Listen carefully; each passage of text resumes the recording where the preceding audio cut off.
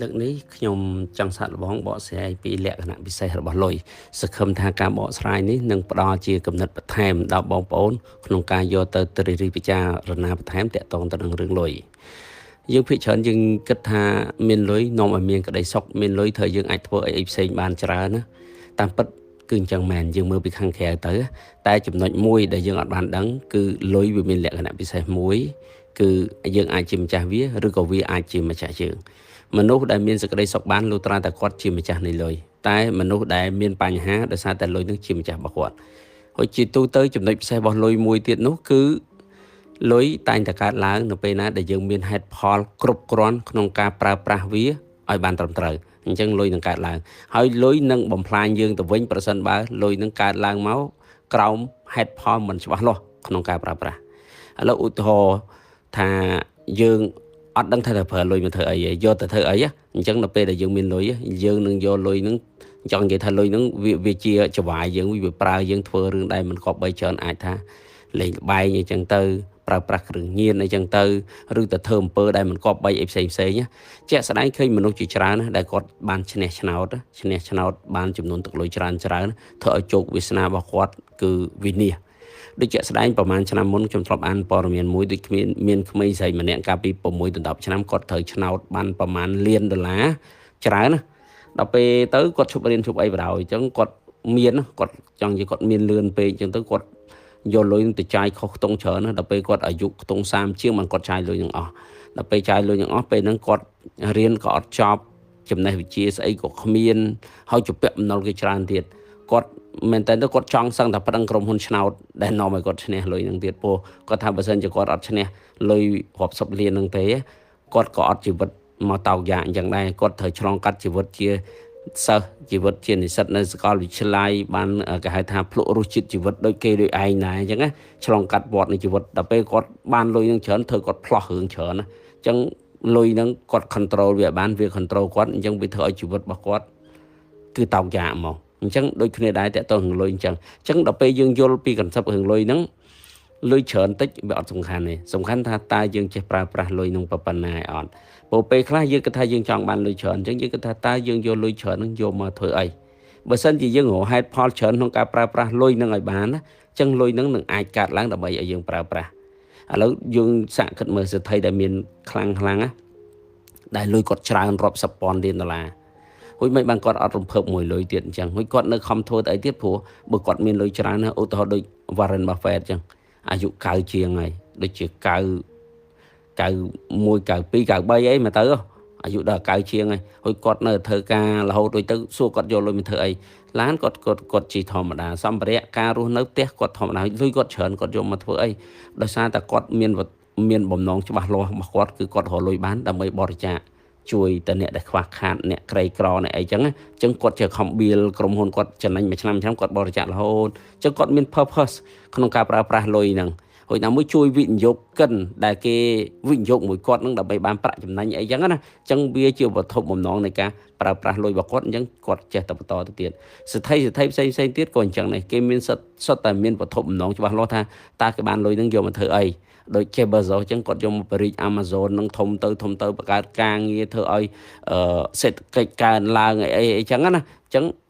លុយនឹងវាចេះតែកើនមករហូតបន្តរហូតពុទ្ធសាសនាគាត់មានវត្ថុបំណងក្នុងការប្រើប្រាស់លុយតែត្រឡប់មកវិញយើងមើលឃើញតែអ្នកមានបញ្ហាវិបត្តិទៅលើហិរញ្ញវត្ថុនឹងភាគច្រើនគឺគាត់អត់មានហេតុផលច្បាស់លាស់ក្នុងការប្រើប្រាស់លុយទេដូចថាគាត់ចេះរកវិធីប្រមូលលុយឲ្យបានអីចឹងណាដល់ពេលគាត់បានលុយមកគាត់អត់ដឹងថាយកលុយធ្វើអីគាត់យកលុយទៅទិញសម្ភារៈទំនើបដូចឡានទំនើបរាប់សិបគ្រឿងអីចឹងទៅយកទៅសង់ភូមិគ្រឹះធំថ្លៃអីចឹងទៅយកទៅលេងល្បែងអីចឹងទៅឬក៏យកធ្វើអីផ្សេងទៀតដែលយើងអត់ដឹងចង់និយាយក្នុងរូបភាពដែលខ្ជះខ្ជាយហ្នឹងវាអត់បានបង្កើតជាសមិទ្ធផលជាប្រយោជន៍ជាអីដល់សង្គមមនុស្សចឹងពេលហ្នឹងគាត់នឹងខ្លាចជាទេសកលរបស់លុយពេលហ្នឹងនៅពេលណាដែលគាត់អស់បន់លុយហ្នឹងនឹងធ្វើបាបគាត់វិញអញ្ចឹងបានមានអ្នកខ្លះដល់ថ្នាក់ជាប់គុកចឹងទៅអ្នកខ្លះរត់ចោលស្រុកចឹងទៅអញ្ចឹងពេលខ្លះគឺវាអញ្ចឹងត្រឡប់មកទៀតយើងមើលខេសសាមញ្ញដែលយើងសិក្សាយើងឃើញគេរកស៊ីទៅយើងឃើញគេខ្លាចទៅជាអ្នកមានយើងចង់មានដូចគេតែពិតគេរកស៊ីគេមានវត្ថុបំណងក្នុងការរកស៊ីរបស់គេអញ្ចឹងគេបានលុយមកក៏គេអត់មានរំភើបមួយលុយក្នុងការយកទៅចាយខ្ជះខ្ជាយដែរតែដល់ពេលយើងឃើញគេរកស៊ីឃើញគេមានណា យើងចង់រកស៊ីដូចគេដែរអញ្ចឹងយើងខំខ្ចីបុលពីនោះដើម្បីទៅរកស៊ីដូចគេដល់ពេលរកទៅយើងបានលុយចំណេញតិចតួចយើងរំភើបជាមួយលុយចំណេញហ្នឹងព្រោះគោលដៅរបស់យើងគឺដើម្បីបានលុយហ្នឹងដល់ពេលបានលុយហ្នឹងមកគឺដើម្បីទិញសម្ភារៈថ្លៃអញ្ចឹងទៅដូចទូរស័ព្ទថ្លៃនាឡិកាថ្លៃម៉ូតូថ្លៃឡានថ្លៃផ្ទះថ្លៃអញ្ចឹងយើងទិញគ្រប់យើងលេងល្បែងយើងដើរស៊ីចាយខ្ជះខ្ជាយអញ្ចឹងផឹកស៊ីរហូតអីចឹងទៅដល់ពេលហើយយើងអត់ដឹងចំណាយចំណូលច្បាស់លាស់ពេលហ្នឹងមានវិបត្តិសេដ្ឋកិច្ចតិចតួចអីមកឬក៏ធំដុំមកដួលខ្ពកតែសុំម្ដងគេអត់គ្រាន់មកពេលហ្នឹងជពាក់គេពេញទឹកពេញដីជុំបានអ្នកខ្លះអត់រកស៊ីសល់លុយច្រើនជាងរកស៊ីទៀតពេលខ្លះពុទ្ធសាសនារកស៊ីទៅវាចេះតែខាតអ្នកខ្លះ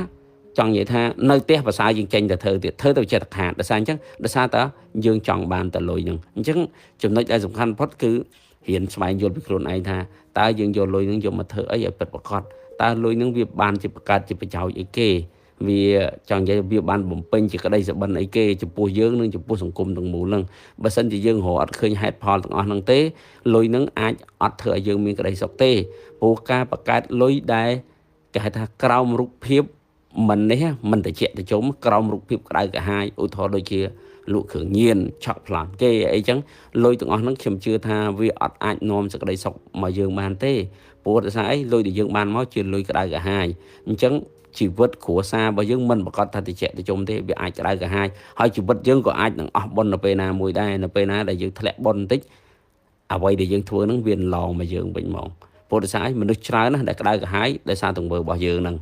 ចឹងត្រឡប់មកវិញចឹងសួរថាតើមនុស្សយើងគួរមានក្តីបំណងប្រាថ្នាចង់បានលុយច្រើននេះតែពិតមនុស្សយើងអត់ចាំបាច់ប៉ងក្នុងការចង់បានលុយច្រើនទេប៉ងទៅធ្វើម៉េចឲ្យខ្លួនឯងរីកចម្រើនប៉ងទៅធ្វើម៉េចឲ្យខ្លួនឯងជាមនុស្សម្នាក់ដែលមានប្រយោជន៍នៅក្នុងសង្គមធ្វើកិច្ចការអ្វីដែលបង្កើតជាប្រយោជន៍ដល់សង្គមខ្ញុំគិតថាតែប៉ុណ្្នឹងគឺវាគ្រប់គ្រាន់ទេព្រោះលុយវានឹងកើតឡើងហើយព្រោះដោយសារអីកាលណាតែយើងធ្វើបានជាប្រយោជន៍វានឹងកើតជាលុយទៅខ្លួនឯងអូតូម៉ាទិកហ្មងឧទាហរណ៍ថា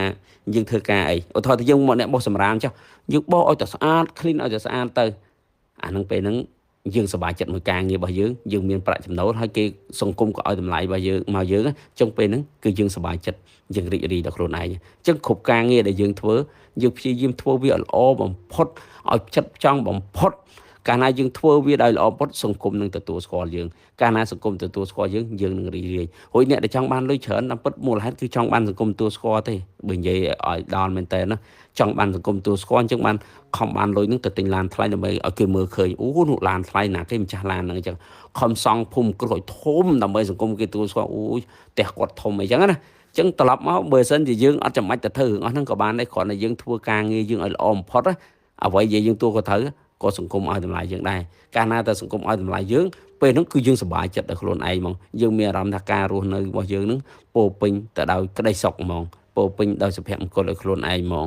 ហើយតើអ្នកទាំងគ្នាអាចយកទៅគិតពិចារណាសង្កេតមើលបន្ថែមមើលថាតើអ្វីដែលខ្ញុំនិយាយហ្នឹងវាមានខុសមានត្រូវកន្លែងណាខ្លះហ្នឹងហើយបើសិនជាខុសតតចោលទៅបើសិនជាត្រូវអាចយកមកទុកពិចារណាដល់ខ្លួនឯងបាទសូមចាប់នឹងសូមអរគុណ